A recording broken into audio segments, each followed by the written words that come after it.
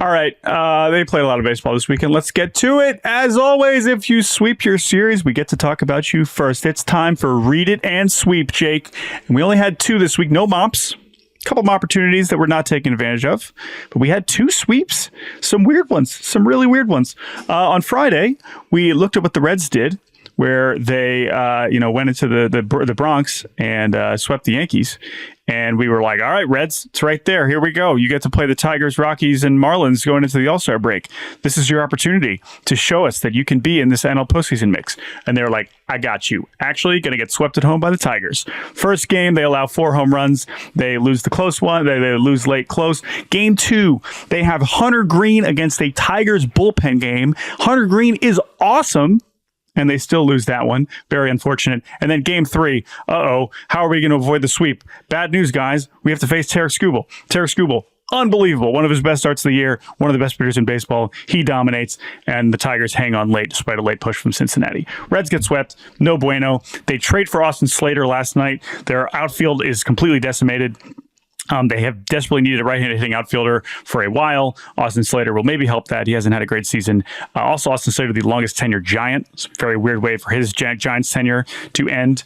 Very disappointing for the Reds. They now have a 4-game series starting at home against Colorado. So hopefully you can kind of make up for that a little bit. But that sucked. That was not a good showing. And good for the Tigers, I guess. Shouts out to my cousin's boyfriend, Broccoli Rob, who is a Tigers fan and has been texting me Skubal muscle emoji every time he throws well. And I hadn't responded, Jordan, because, I'm a bad texter for like 5 of them. And only yesterday did I realize that he has just been doing this every Skubal start. So shouts out to Broccoli Rob. Shouts out to Tarek Skubal. I'm going to text you back more often. Next series, Texas versus Tampa Bay in the Who Should Sell Off at the Deadline Bowl, brought to you by Cabela's. Here's an admission. When I was little, my first interaction with Chick-fil-A was the Chick-fil-A Peach Bowl. And because I didn't eat meat outside of the house as a kosher kid, I thought it was pronounced Chick-fil-A. And so I used to call it the Chick-fil-A Peach Bowl when I was younger. Tough. Embarrassing. Tough. Did you That's also how you know think we're that, from the north? Yeah, that's a tough look for really everybody involved, I would say. I don't even know why you brought that up, but thank you for sharing. The Rangers sweep the Rays. Rangers sweep the Rays. Now, on one hand, it's like, oh, here we go. They're back. Rangers defending champs. Game 1, Michael Lorenzen, sneaky awesome. He beats Shane Baz. He's back. Good to see Shane Baz. Heen Dog Bump Day goes swimmingly. Game 2, they beat Taj Bradley, who's been awesome. Love Taj Bradley. And then the Rangers offense finally looks like the Rangers offense. 19 hits on Sunday. They scored 13 runs. They sweep the Rays. Now, here's the bad news. The Rangers just swept the Rays, and they are still 2 games back of the Rays, and the Rays are bad. So that's kind of all you need to know about this situation. I think that the postseason picture right now, the Rays now 5.5 out of the 3rd wildcard spot. We're starting to find some separation here. And with the Blue Jays, I know the Blue Jays won a series. We'll get to them shortly. This muck here, Tampa, Detroit, Texas, Toronto, are heading towards some difficult conversations. There was some reporting about the Rangers maybe being sellers. I know I got some pushback about Savali, the Savali trade indicating the Rays being sellers. I understand that. However, I don't think the Rays are very good. So I think they are too pragmatic to look at their situation and not sell if the opportunity presents itself. 100%. Both of these teams should sell, in my opinion.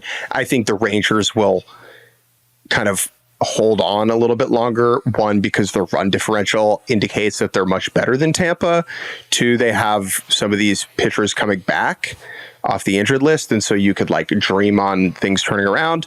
And their expectations are a little bit higher coming off a World Series win. But over the weekend, they did take care of business over Tampa. I don't feel particularly great about either of these teams. Those are our 2 sweeps. Let's move on to the player of the weekend, who is, of course, Rafael freaking Devers. 3 long bombs away at Yankee Stadium over the weekend, including 2 on Sunday night to give the Red Sox the series win over the Yankees. Devers in the stadium is just a phenomenal experience. He is such a great nemesis to where they now it's like Yankees fans like intentionally walk him every time. I don't care what the score is. I don't care who's pitching. I don't care who's on base, what the situation is. We are done pitching to this guy. And Aaron Boone's like, nah, man, I'm going to keep pitching to this guy. It's fun. I like why. Maybe Aaron Boone also likes watching Rafael Devers hit home runs. I get it. So relatable. So true. I adore this guy. And he's been one of my favorite players since he came in the league. He has clearly taken a step up. He has been outstanding for a while now. He has never finished in the top 10 in AL MVP voting. I think this is the year that changes. I'm not saying that he is going to be, in the mix as a front runner, but he should be in the conversation. He has, elevated his power. He's walking more than ever. He is just amazing. And this is what happens when you're in the league for this long and you've already been this good. It's kind of like a version of with Kyle Tucker, where it's like, all right, you're already awesome, but sometimes it really all comes together. I love Rafael Devers, and it's just, I love watching him do it against anybody, but in Yankee Stadium is certainly delightful. He now has 16 home runs in his career at Yankee Stadium, which is also great because I'm going to be real with you, his numbers as a whole at Yankee Stadium are they're good. They're not better than his career numbers. Sure. But it's boy, do those home runs. You just feel those, man. They're backbreakers. And the thing I loved is people talking about how David Ortiz was this Yankee killer, and then he retires, and they just we found another one. Found another big Dominican left-hander who's just going to kill your dreams for the next 15 years and keep the streak going. The pitch he hit out last night in the 9th against Singular. Michael Tonkin was again singular. You're right. It was unbelievable. That pitch was a foot out. Yeah. Lang's had a note about it. We've seen him hit. I can think of multiple that he did against the Mariners multiple times over the last few years. That pitch that he hits out to left center. That's fine. That's also freak behavior in a very impressive way. But this is literally, how are you doing this? But that's what makes Rafi special. Now, I will say, Ben Rice hit 3 home runs. Does he deserve Player of the Weekend? With his the story, oh my God, he grew up in Boston, but he was a Yankees fan. He went to Dartmouth. Listen, I love Ben Rice. Ben Rice is basically having the season I thought Austin Wells was going to have. So mad respect, and I hope he can keep it up because Ben Rice seems like an awesome story. So maybe his 3-homer game deserves Player of the Weekend, but no, the Yankees stink right now, and so I'm going to. And the Red Sox do not stink right now. The Red Sox have been one of the best teams in baseball for a while, and for probably a month. And man, I guess now they're 4 back of New York, so they're coming 4.5. So, as someone who grew up in the DC area as an Orioles fan, who is taught by his parents to despise the New York Yankees, right? As a kid, my mom would sew. I was on the Yankees in Little League, and she sewed red X's over the logos. I played in that. Right? I was raised to dislike this team. As I've become a professional, I've tried to chip away at my Yankee hate. Right, I'm in that room all the time. The people in that room aren't worse people than any other room. I'm trying to be more professional, whatever. But when something like this happens, the Yankenfreude deep inside my soul, I feel a buzzing, right? Friday night when the Yankees did everything they could to lose the game, they need one more strike to win it. Masataka Yoshida hits a game-tying home run. Ceddanne Rafaela hits a go-ahead homer. And it's it's not like I feel happy. I'm not smiling at the misfortune.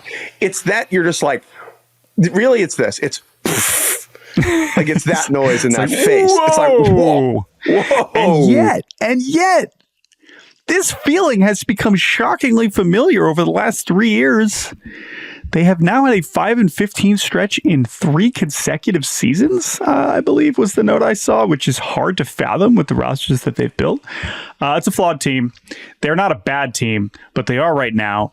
And they are in an interesting situation because I'll say this about the Mariners later. You can't go backwards. You can't sell, but what moves you can or need to make to ensure that your season is not wasted again is a challenging proposition for Mr. Cashman. To me, the combination of Yankee fandom superiority complex that is an understandable superiority complex because they have been the best team for so long, right? They are the team. They're the most popular team. They have the most rings. They right? All were that is fine. the team. Easy, Jordan. Easy. We don't get canceled, okay? But like that superiority complex coupled with like mediocre baseball, below average baseball, embarrassing baseball, and it's amplified by the passion that these fans have. It just creates a very fascinating, entertaining dynamic.